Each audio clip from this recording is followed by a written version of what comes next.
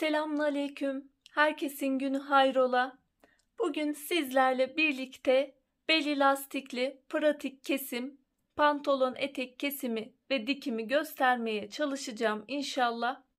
Çalışmamıza geçmeden önce kanalımıza abone olup yandaki zil işaretini de aktif hale getirirseniz yüklediğim tüm videolardan haberdar olabilirsiniz.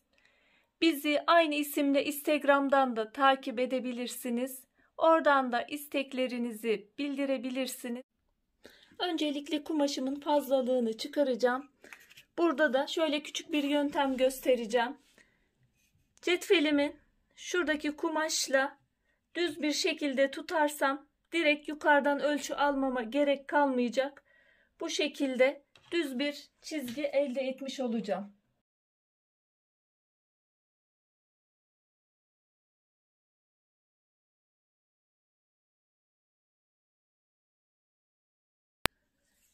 Kumaş ölçümü aldıktan sonra benim kumaşım çiften kumaş, tek boy olarak kullanıyorum.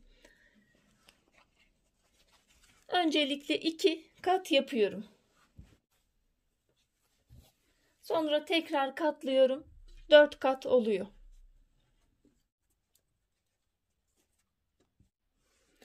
Bel için ayrı bir parça vereceğim.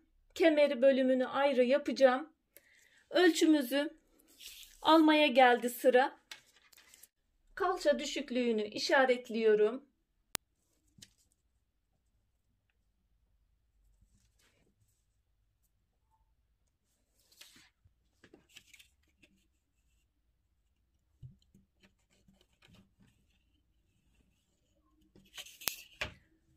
Sonra ölçü alma şeklimiz, basen ölçüsünü alıyoruz. 4'e bölüyoruz. Çıkan sonuca +2 dikiş payı, isterseniz +2 de bolluk payı ekleyebilirsiniz. Ben burada basen ölçüsünü 120 aldım. 4'e böldüm 30. 2 santim bolluk payı, dikiş payı ekledim. 32. Şöyle belirliyorum. 11 santimde A oyuntusu yapıyorum. Yukarı doğru şöyle 8 santim olarak belirledim.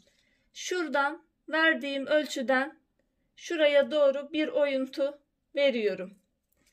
Normalde basen ölçüsüyle lastikli kıyafetlerde bel ölçüsünün aynı olması gerekiyor. Buradan 32 santim almıştım. Burada da 32 santim işaretliyorum. Oyuntuyu da verdikten sonra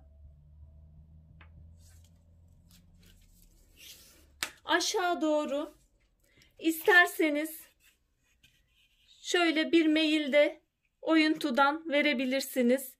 Düz inmek isterseniz düz de inebilirsiniz. Şöyle hafif bir meyil vereceğim.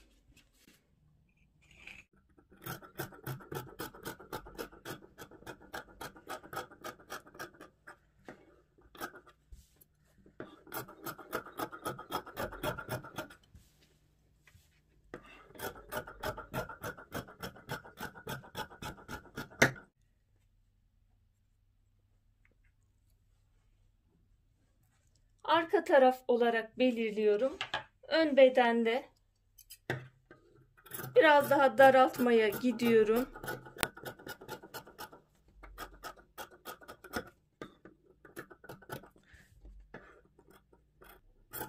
Buradan da aynen bu daraltmayı aşağı doğru sıfırlayacağım.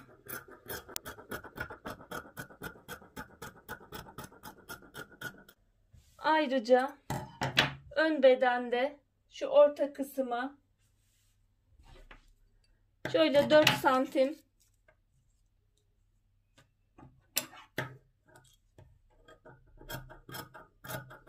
rahat giyilmesi için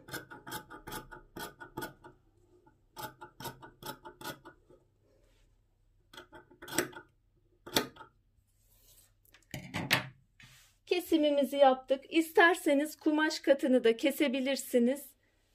Ben kumaş kumaş katını ayırmayacağım. Öncelikle arka ağları ön ağlarının birleşimini yapıyoruz. Öncelikle belirttiğim, iğnelediğim yerleri, ağ bölümlerini dikiyorum.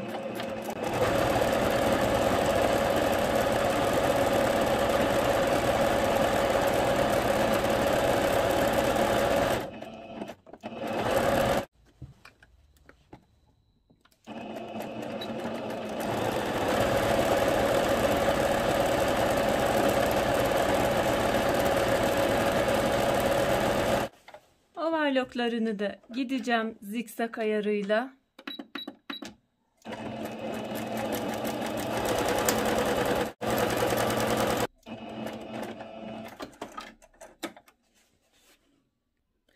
Ağ birleşimlerini de yaptıktan sonra şöyle açıyorum. Dikişi dikişe denk getirerek iğneliyorum.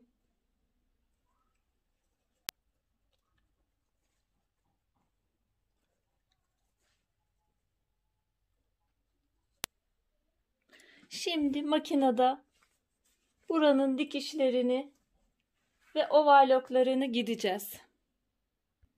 Burada dikkat etmemiz gereken dikişin dikişe gelmesi.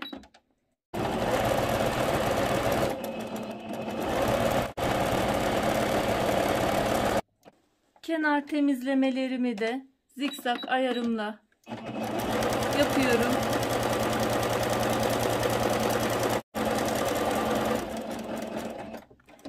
Overlocklarımı da gittim.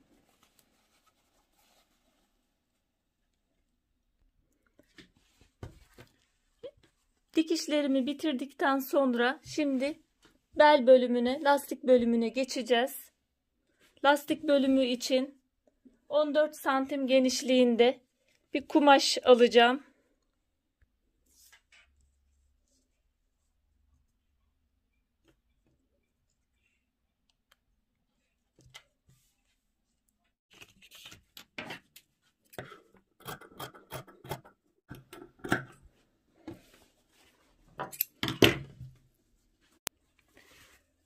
Uzunluğunu ise sağlamasını yapıyorum.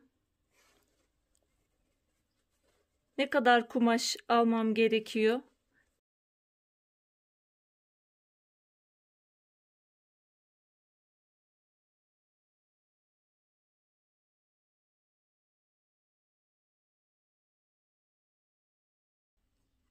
Şöyle bu kadar yeterli geliyor.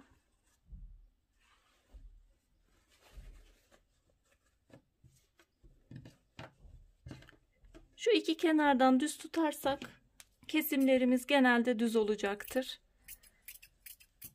Şimdi bunun iki kenarını da dikiyorum.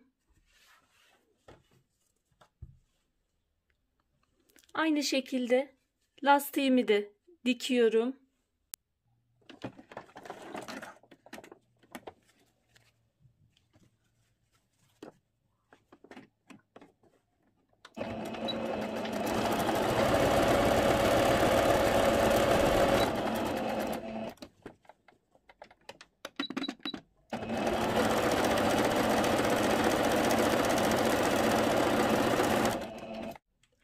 Pantolonda da, kemerde de, lastikte de dört kenarını işaretliyorum.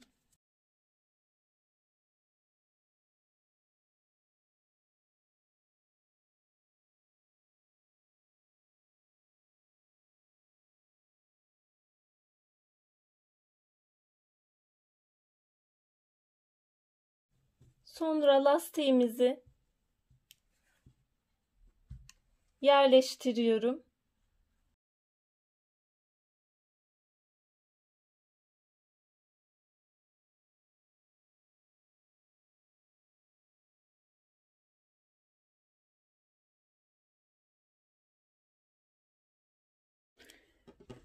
Dört bir kenarımı iğneledim ve dengeli bir şekilde işaretlerimi birleştirdim.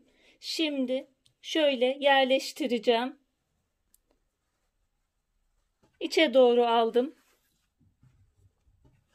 Şuradan dikişe getiriyorum.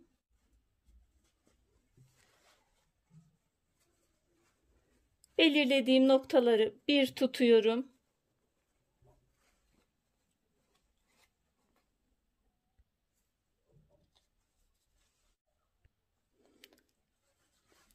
Şöyle döndürünce düz kısıma gelmiş olacak.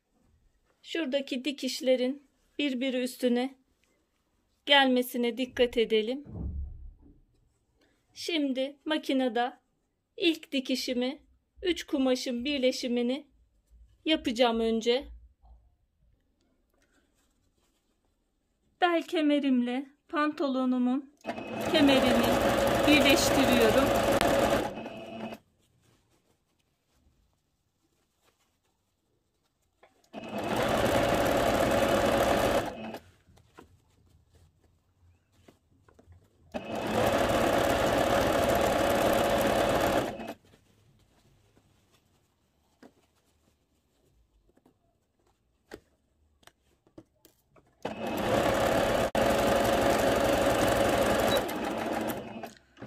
Overlock'la da temizliyorum.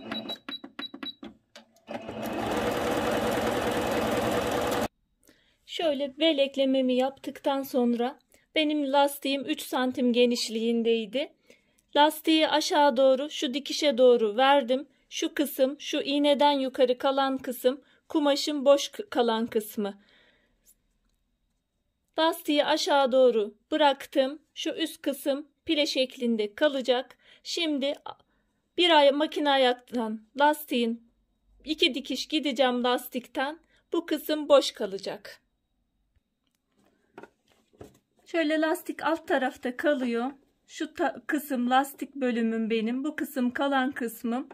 Zaten dört bir kenarını işaretlemiştim. İğneledim. Şöyle çektirerek ilk sıra lastiğimi dikiyorum.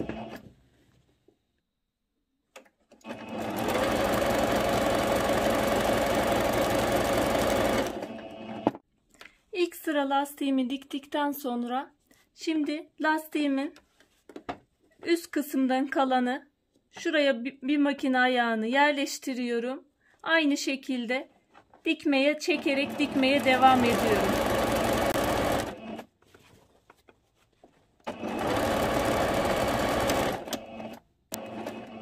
Lastik dikimini bitirdim. Şöyle bir belim yapımımız oluyor. Farklı. Biraz oyalıyor gibi ama güzel bir bel oluyor. Ayrıca bel için şöyle kemerde yapmayı düşünüyorum. Bir tanesini yaptım. Şu şekilde yapacağım. İsterseniz şuradan direkt dikin döndürün. Ben genellikle şu yöntemi kullanıyorum. Böylece dikeceğim burada olduğu gibi. İçeri doğru şöyle küçük bir kıvırma yapıyorum. Üst üste yerleştiriyorum ve dikiyorum.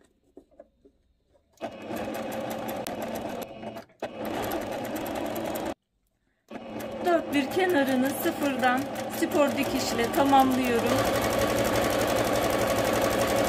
Şöyle yan kenarlardan, iki kenardan, iki yandan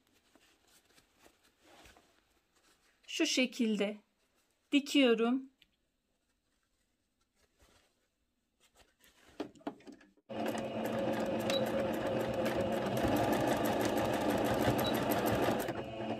Şöyle bir 2-3 milim daha içeriden dikiyorum.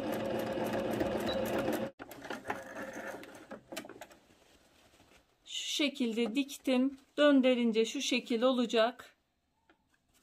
Eğer beli 2 parçadan yaparsanız içeri de yerleştirmiş olursunuz. Ama ben bel kumaşını tek parçadan yaptığım için biraz daha basite kaçtım. Bu şekilde yaptım. O şekilde yapabilirsiniz. Diğer tarafı da aynı şekilde yapıyorum. Bel kısmını bitirdim. Kemerini yaptım. Şimdi paça katlanmasına geliyor. Eğer boyunuzu belirledikten sonra şöyle 3'er santimde 3-6 santimde katlama yapabilirsiniz. 4 santimde yapabilirsiniz. Arzu ettiğiniz şekilde yapabilirsiniz. Ben şöyle 2'şer santim katlama yapacağım. Küçük bir kıvırma yapıyorum. Bir katlama yaptım. Bir daha katlama yapıyorum. Bu şekilde dikiyorum.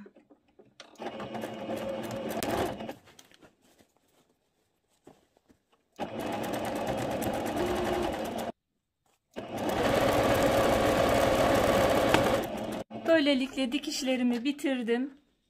Ütüledikten sonra son halini göstereceğim. Şöyle çalışmamı bitirdim. Bel detayını yakından göstermek istiyorum. Bu şekilde oldu. Umarım faydalı bir çalışma olmuştur. Şimdiden yapmak isteyen, denemek isteyen arkadaşlara kolaylıklar diliyorum. Allah'a emanet olun. Hoşça kalın, sağlıcakla kalın.